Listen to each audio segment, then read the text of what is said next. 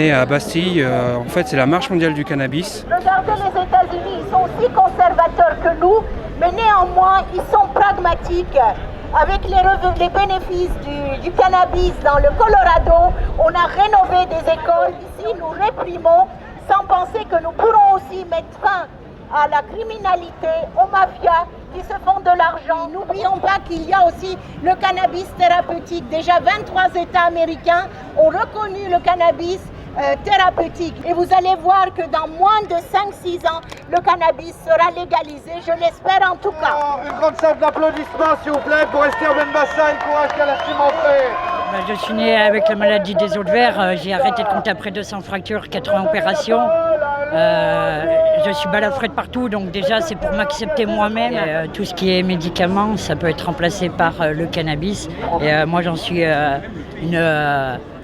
une preuve, je prenais énormément de médicaments critiques et que maintenant je ne prends plus rien. Le cannabis il m'a apporté une seconde vie. Je sors, je mange, je revis. Avant je ne pouvais pas sortir de chez moi, j'avais des douleurs. Maintenant je n'ai plus vraiment de douleurs, alors qu'avant les médicaments j'avais des douleurs chroniques. On milite pour la légalisation du cannabis pour usage thérapeutique parce que ça a des applications pour le traitement du VIH et de certains cancers. Moi, personnellement, j'ai mangé de la salade, j'ai rajouté des herbes de Provence, c'était excellent. Effectivement, tout est là pour que le cannabis soit légalisé. On a tous les arguments. Le Colorado a légalisé avec succès, l'Uruguay.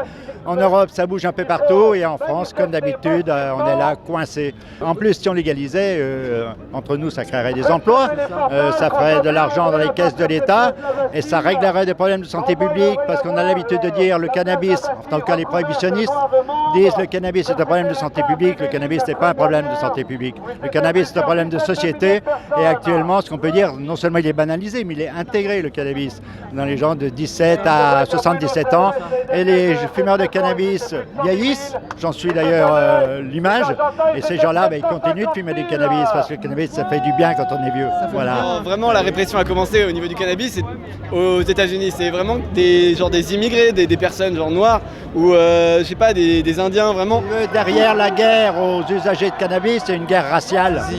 L'hypocrisie du gouvernement, c'est de se dire que de toute façon, le gouvernement, il est comme nous, il fume. Donc il ne faut pas non plus nous faire chier. Ce sont toujours les mêmes qui se font contrôler, toujours les mêmes qui vont en tôle. Donc je veux dire, il faut arrêter ce délire. Et si un jour on légalise, il faudrait que tous ces gens dans les banlieues qui nous ont sauvé la vie, à plusieurs reprises, fassent partie justement de la filière de la légalisation. Le problème, l'alcool, il est en vente libre et ça pose beaucoup plus de problèmes de santé publique que le cannabis à l'heure actuelle. Moi je trouve juste que fumer trop jeune, c'est pas bon.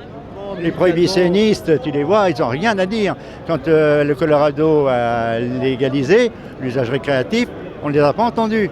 Mais seulement quand Cécile Duflot a dit « je suis pour la légalisation du cannabis », là ils se sont levés tous oui. dans « ah, l'horreur !» C'est quelque chose dans la société qui est ancré depuis trop longtemps et la répression ça sert à rien. On peut fumer, hein. Bah voilà. Voilà. Moi souvent quand je prends du cannabis, ce que je perds en rigueur, je le gagne en créativité.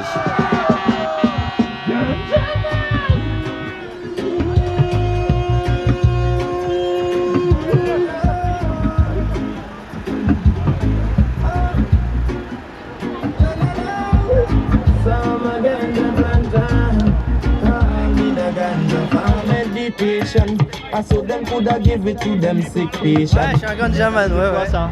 C'est un ganjaman, c'est un fumeur d'herbe, je fume de l'herbe. Exclusivement de l'herbe, toi? Que de l'herbe, je fume que de l'herbe. J'ai fumé du tabac aussi et j'ai tout arrêté, je fume que de l'herbe. Et là, je la fume pas, je la vaporise. Moi, ça me fait du bien, c'est pour l'esprit, moi. C'est pour l'esprit parce que... Ça te rend zen? Ouais, ça me rend zen. Ça fait méditer le cannabis. Tes parents savent que tu fumes. Ah, bien sûr. C'est vrai? Bah oui. Ils peuvent rien dire de toute façon, je suis chez moi, je fais ce que je veux maintenant, je suis majeur, je travaille. Tu temps, toi? Bah oui, j'ai 21 ans. Ma mère fumait du cannabis. Pour vous dire, moi je suis fonctionnaire. Mon arrière-grand-mère fumait du cannabis. Donc c'était juste avant-guerre. Ah, carrément? Avant-guerre. Elle était vachement avant-gardiste, ta Elle était grand-mère. avant-gardiste, mais parce que ça se passait déjà comme ça depuis la nuit des temps en Amérique, quoi. Mais en général, c'est plus pour se détendre après une journée de travail, on libère la pression et puis ça va mieux. Le lendemain matin, on peut repartir serein. Faut pas tout mélanger, moi je fume pas pendant le travail par exemple. D'accord.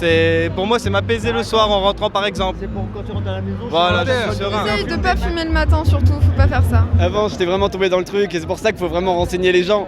Parce que en soi, ok, c'est une drogue douce comme on dit, mais c'est quand même une drogue, donc faut faire gaffe, il y a certaines personnes à risque, entre guillemets. Faut pas fumer quand ça va pas surtout.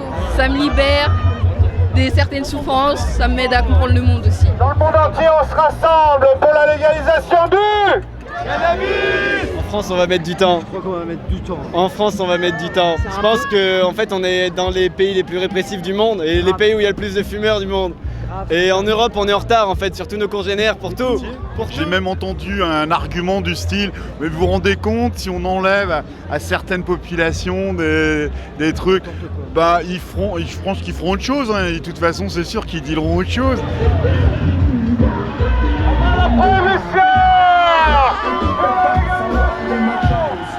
Et je dis ton minute. Nous, ce que nous voulons, c'est quoi? Nous, ce que nous voulons, c'est